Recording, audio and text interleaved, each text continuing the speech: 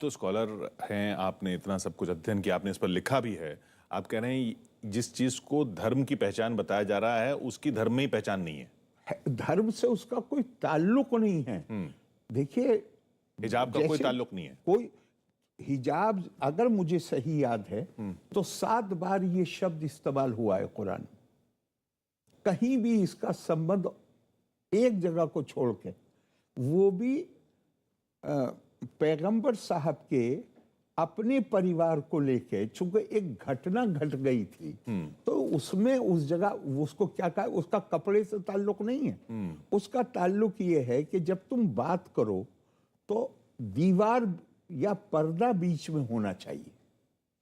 जो पहनने के कपड़े हैं उसके संदर्भ में एक जगह भी, ये मेरी राय नहीं है, ये मैंने इसको स्टडी किया है, क्योंकि मैंने इस पर कुछ आर्टिकल अब से 10 साल 12 साल पहले लिखे थे।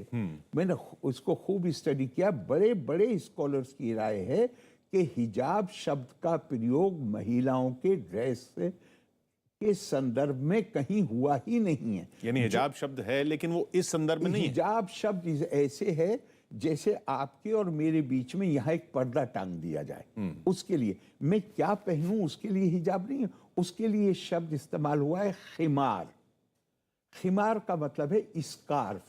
हमारे यहाँ भारत में जैसे दुपट्टा महिलाएं इस्तेमाल करती हैं। और ये बहुत मजेदार बात है कि जो कुरान की आयत है वो ये कहती है कि और अपने खिमार को, क्योंकि उसका जो संदर्भ है,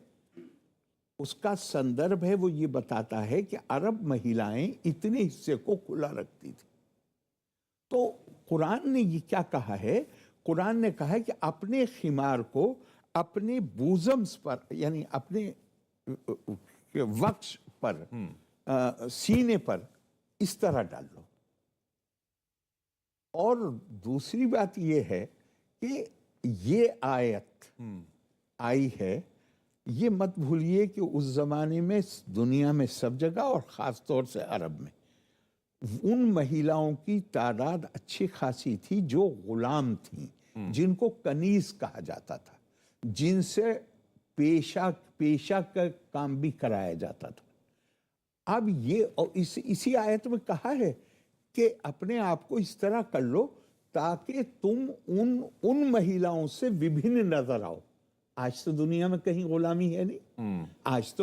आज तो हर महिला या हर पुरुष, जो खास तौर से जैसे हमारे फंडामेंटल राइट्स हैं, जैसे यूनाइटेड डिक्लेरेशन के यूनाइटेड नेशंस का डिक्लेरेशन है, आज कोई गुलाम तो है नहीं।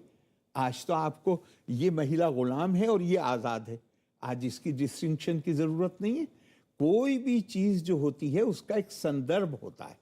वो भी जो कहा है वो इसके लिए कहा है ताकि तुम्हारे और उन गुलाम, चूंकि उन गुलाम औरतों को तो बेचारों का कोई स्टेटस नहीं था, उनको तो रास्ता चलते में भी कोई भी आदमी हाथ पकड़ के घसीट लेता था, कोई आदमी उनको बदतमीजी करता था उनके साथ, ऐसी भी किसी महिला के साथ हो जाती थी। तो उसकी एहतियात के तौर पर कुरान ने कहा कि खिमार को अपने बूजम पे डाल लो ताकि तुमको पहचाना जा सके। ये देखिए इंपॉर्टेंट लफ्ज है, पहचाना जा सके। पहचाना जा सके का मतलब क्या है, आपकी आइडेंटिटी को एस्टेब्लिश करने का तरीका बताया है, आपकी पहचान को खत्म करने के लिए नहीं है ये। और वो मुस्लिम आइडेंटिटी नहीं है ना। महिला मैंने आपको बताया, स्लेव और आजाद, गुलाम और आजाद। आज तो दुनिया में कहीं गुलाम नहीं है कोई भी।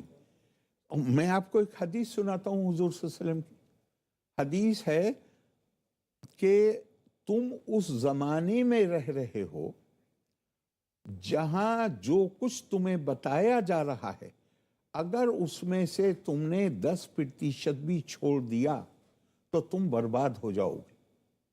लेकिन बाद का जो जमाना आएगा उसमें अगर तुमने 10% पर अमल कर लिया, कार्यान्वित मतलब उसको उसके मुताबिक अपना जीवन बिताया, तो तुम्हारी कामयाबी हो जाएगी। यानी इन्नकुम फी ज़मानिन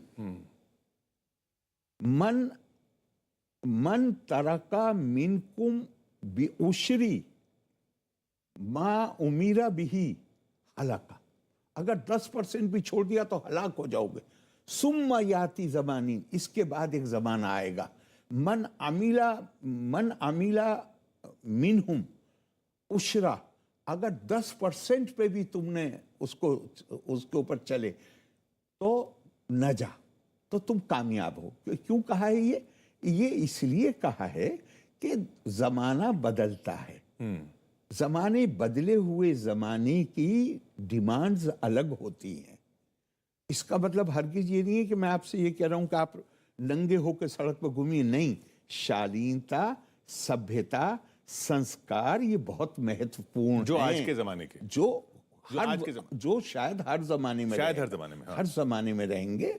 मगर शालीनता अलग चीज है, और किसी ड्रेस को पॉलिटिकल आइडेंटिटी के तौर पे इस्तेमाल कर